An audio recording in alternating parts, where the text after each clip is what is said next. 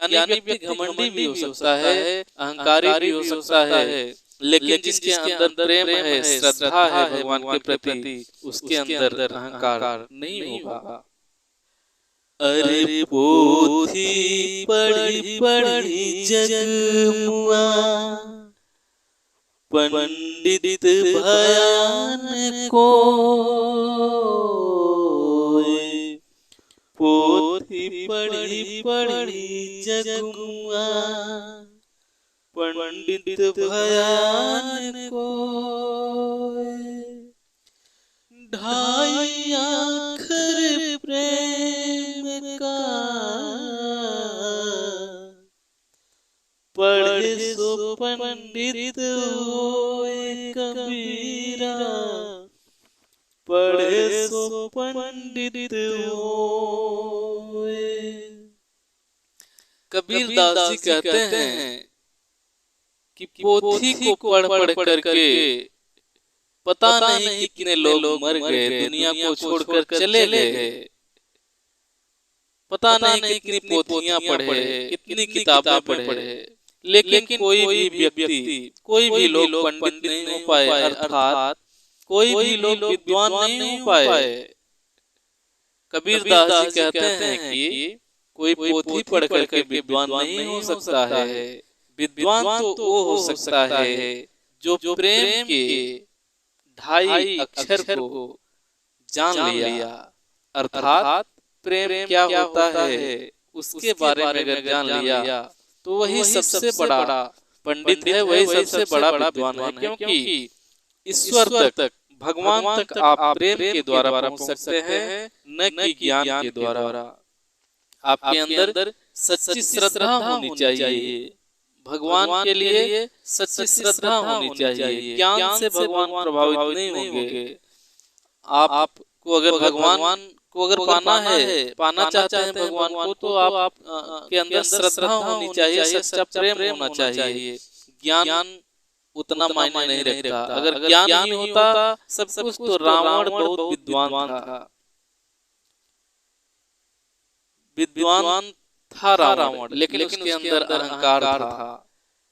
ज्ञान का मतलब ये नहीं होता है सब कुछ है। ज्ञान है तो ज्ञान अगर है तो घमंड, ज्ञानी व्यक्ति घमंडी भी हो सकता है, अहंकारी भी हो सकता है, लेकिन जिसके अंदर प्रेम है, श्रद्धा है भगवान के प्रति, उसके अंदर अहंकार नहीं होगा। बुरा जो देखन में चला, बुरा न मिलिया को। बुरा जो देखन में चला, बुरा न मिलिया को। जो दिल खोजा आपने, मुझसे बुरा न कोई कबीरा, मुझसे बुरा न कोई। कबीर दास जी कहते हैं कि इस दुनिया में अगर आप बुराई खोजते हैं तो आप बुराई को खोज नहीं सकते हैं। कबीर दास जी कहते हैं कि मैंने इस दुनिया में बुराई को खोजने के लिए निकला, लेकिन अंत में मैंने पाया कि इस दुनिया में कोई बुरा व्यक्ति नहीं मिला। मैंने खोजने का प्रयास किया और इस दुनिया में कोई भी बुरा व्यक्ति नहीं मिला, और अंत में हमें पता चला कि जो बुराई को खोजता है दुनिया में, उससे बुरा कोई व्यक्ति नहीं हो सकता है। क्योंकि जो बुरा व्यक्ति होता है वही बुराई के बारे में सोच सकता है, वही बुराई दूसरे व्यक्ति में वही बुराई खोजेगा, वही बुराई ढूंढेगा। अगर जो सही व्यक्ति है तो उसको बुराई से क्या मतलब है, उसको तो अपने अच्छे कामों से फुर्सत ही नहीं मिलेगी, तो वो बुराई कहाँ से ढूंढेगा। तो कबीर दास जी कहते हैं कि बुराई नहीं ढूंढना चाहिए, किसी में अपना काम करना चाहिए। अगर आप सच्चे हैं तो बुराई पर आपका ध्यान नहीं जा सकता है। कबीर दास जी कहते हैं। अगले दोहे में क्या कहते हैं? अरे जाति न पूछो साधु की, पूछ लीजिए ज्ञान। जाति न पूछो साधु की, पूछ लीजिए ज्ञान। मोल करो तलवार की, पड़ी रहन दो म्यान कबीरा, पड़ी रहन दो म्यान।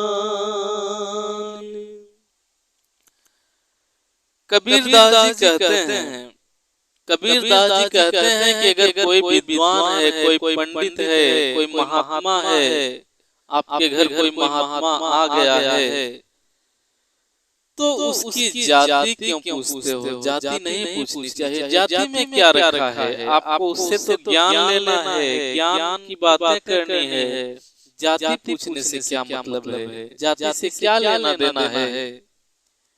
जिस प्रकार से तलवार आप देखे होंगे, तलवार आपको तलवार से मतलब होनी चाहिए, न कि तलवार को रखने की जो खोल होती है, तलवार को रखने के लिए जो म्यान होती है, वो कितनी अच्छी है ये मतलब नहीं है, ये कोई मायने नहीं रखता है। आपको देखना है कि उसमें तलवार कितनी धारदार है, तलवार कितनी अच्छी है।